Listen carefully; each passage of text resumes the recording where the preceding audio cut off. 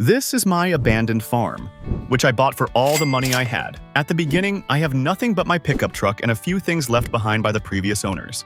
And with that, I have to restore the farm and turn it into a place to live and earn a living. If that sounds interesting to you, leave a like and let's get started. When I arrived, I was shocked by how overgrown everything was with bushes and grass. And I was greeted by this little guy right here. I barely made it onto the property. Luckily, my pickup truck is tall and sturdy. So what welcomed me were the overgrowth, the house, a shed, and a garage. The bushes were growing right through the concrete. Even though the farm had been abandoned for a long time, the inside of the house was relatively tidy. Someone had even left a jacket and a pair of shoes behind. There's also a storage area with some equipment. That might come in handy later. There's also a garage, and when I walked inside, oh my god, it's a tractor. It may be old and worn, but it's exactly what this farm needs. There's also an old bicycle, a shovel, and even a manual lawnmower. Well, enough excitement, time to get to work. The first thing I want to do is clean up the farm area. For that, I'll need some tools. So I started with the manual mower and began cutting the grass to clear a path to the house. In the storage shed, I found a decent chainsaw.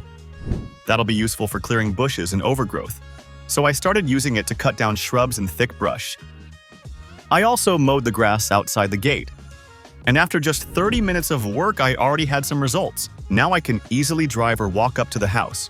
Next, I want to deal with these bushes. There are so many of them. Small trees like this one, I cut them down and I might even be able to sell them.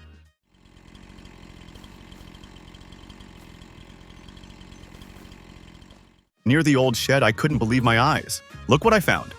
It seems to be a homemade cultivator. And this tree here was blocking access to the garage and looked old, so I cut it down as well. Now, let's get back to the tractor. I need to start it up. I checked its condition, did some adjustments, and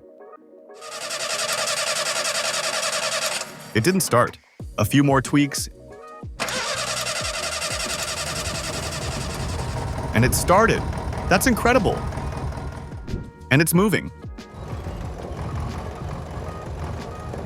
So now I have a helper. Without wasting any time, I moved the cultivator so it wouldn't get in the way while mowing the grass.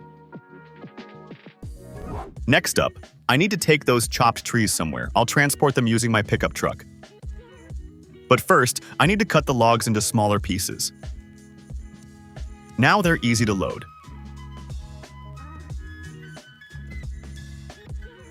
And now I need to take this load and sell it somewhere. So I drove to the local sawmill. The owner of the sawmill said they could use this for making wood chips. He showed me where to unload, and for this wood, I received $241. That's a pretty good amount for what's essentially trash I needed to get rid of. I loaded up again, and this time I earned $277. Now it's time to remove all these bushes. Doing it with a chainsaw is hard work, so I came up with an idea to buy a mower attachment for the tractor. You might say, but you don't have any money. Well, I found an old mower from someone nearby. It's simple and a bit worn out, but it'll do. And I bought it for $300. This is how I unloaded it. As you can see, it's doing its job just fine. But of course, there were some issues. While clearing another bush, I heard a loud grinding noise. I thought it was the end for the mower, but it turned out the drive belt had just slipped off. I put it back in place, and now the bushes are in danger again. But that's not all. When I tried to move the cultivator, the tractor couldn't lift it.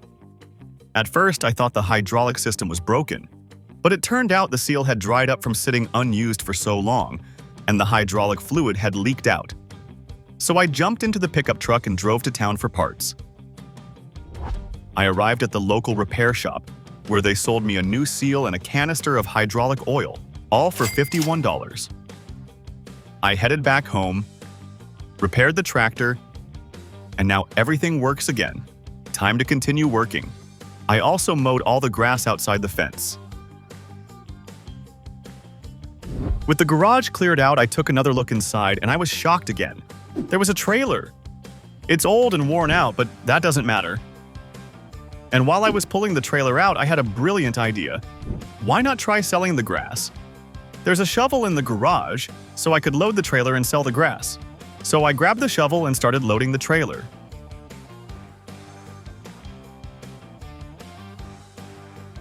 Whew, this might take a while. Once the first trailer was full, I took it to the biogas plant where they use it to make electricity.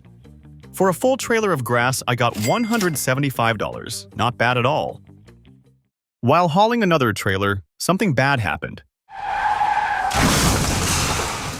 The trailer detached and rolled down a hill into the bushes. I was lucky it didn't flip over and spill the grass everywhere.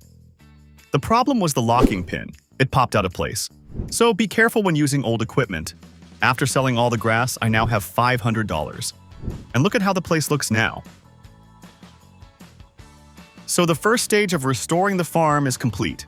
I also put all the equipment inside the shed so it won't rust in the rain.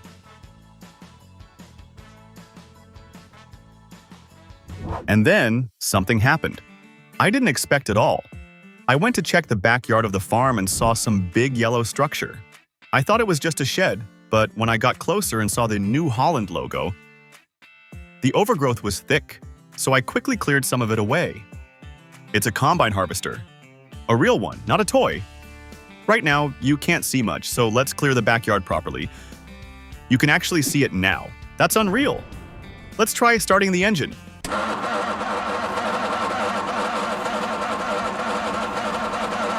Oh no, it won't start. But after a few hours of tinkering with the engine, it came to life. Now the important thing is whether all the parts still work properly. Judging by the steering wheel and the faded paint, this machine has seen a lot of work. The hydraulic system works. The header went up. And it moves too. That's a huge win. It works. From what I see, it drove in here and got stuck. So now I need to free it from this trap and clear a way out. But during the cleanup, something unexpected happened.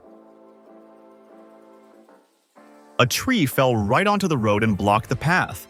I had to act fast. I jumped into my pickup truck, grabbed the chainsaw, and started cutting it up and loading the logs.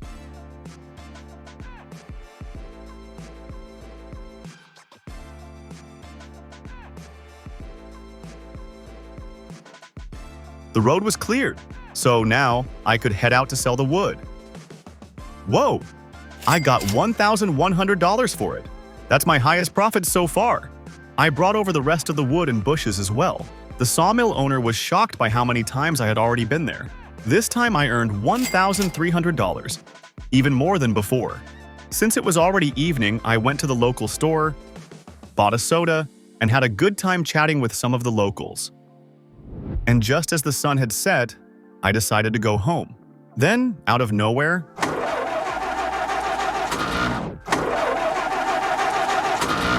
I tried again. It started up. Must have been pure luck. So I drove home and went to bed.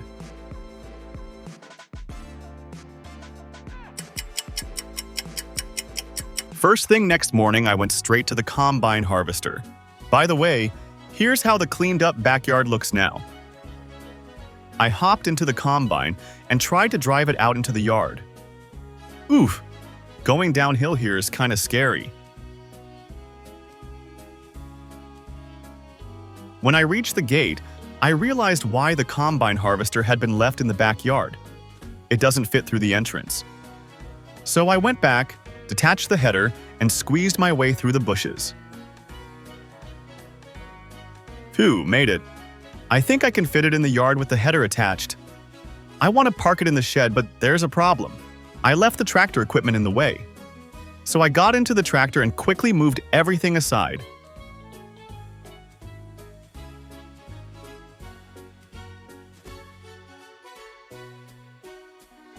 There, much better. Now the combine won't have to sit in the rain and get dirty. And as I was looking at it, I remembered this farm actually came with 2 fields. Unfortunately, the first field's crop had long dried up because nobody ever harvested it. But that's okay, we'll plant something new. Take a look at this field. And here's the second field. It's huge and covered in grass that I could mow and sell. Back to the first field. It's wheat planting season, so I decided to get started. First, I had to plow the old crop. My cultivator was perfect for this. I hooked it up and drove to the field. Look how funny the blades and wheels wobble. But anyway, I gotta work. Even though the cultivator is old, it still works great. After an hour, the field was ready for seeding, but for that I need a seeder and I just barely have any money left. But I found a solution. I got into the pickup truck and hit the road. I arrived at a big livestock farm. They had a budget seeder. No frills, but with a little work it'll hold up. It'll do for now. The only issue? The hitch doesn't fit my pickup truck. So I had to quickly drive back home and grab the tractor, but they didn't let me leave empty-handed. They gave me 2 full pallets of leftover seeds. That's awesome. I loaded them up, wasn't easy, and headed home. I unloaded the seeds here. Then I got into the tractor and went back for the seeder. The road wasn't quick, but man, the vibe was just amazing. Just look at this view. When I arrived, I was met with a surprise. The hitch didn't fit my tractor either. It was too thick. But no panic. By some miracle, they had another seeder. This one. This one's vintage and dusty, but the hitch actually fits, so I attached it and got ready to go. Oh, almost forgot to pay. It cost me $1,700. I drove it back to the farm, loaded it up with seeds, and immediately started planting wheat. And guess what? The seeder worked perfectly, and it was even maintained. My tractor struggled a bit. It's too small for this size, but the only downside was slower speed. For this price, I can't complain. 2 hours later, the field was planted. Technically, I should now fertilize it, but I don't have the money for that. Sure, some weeds will grow and the harvest will be smaller, but what can I do? Now, all that's left is to wait for it to grow. I wanted to park the seeder in the garage, but it turned out to be too wide. So I parked it next to the other equipment. Now let's move to the second field. All this grass can be cut, turned into bales, wrapped, and made into silage, which sells for a good price. You might be asking, where are you going to get the money for all the necessary equipment? Well, I'll show you later. For now, I need to get the mower, which I parked way in the back. So I hooked up the mower and got to work.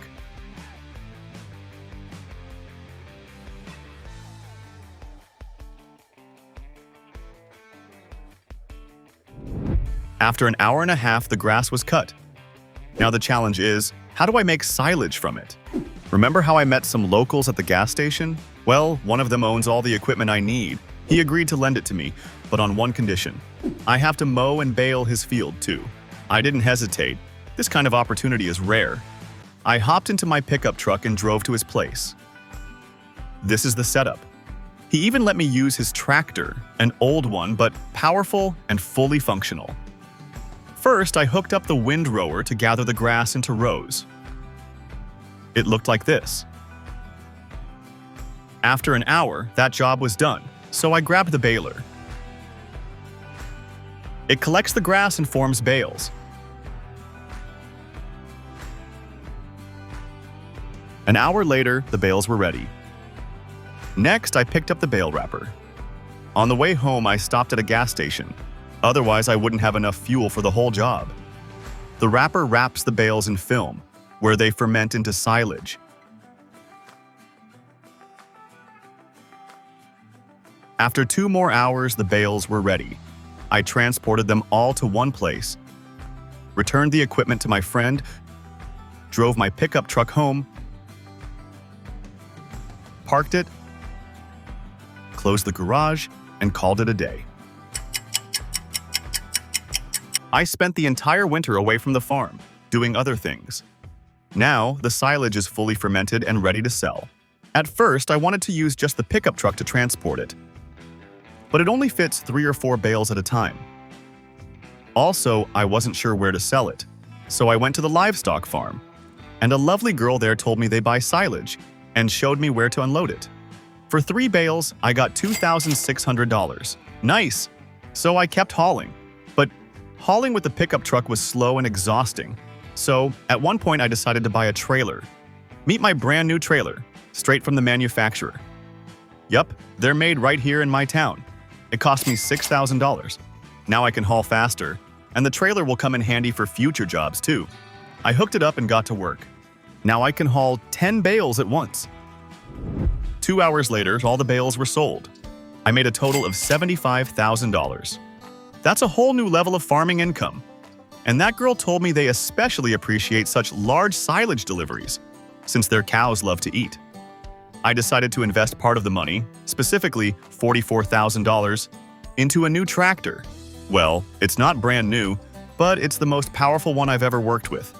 It looks great, has lots of features, and a nearly new interior. The old tractor, I put it in the garage. It'll stay as a backup, just in case I need it. And now the wheat is fully ripe. Time to harvest it. I started up the combine harvester, squeezed through the bushes, attached the header, and got to work. Everything worked perfectly. The only downside was the slow speed.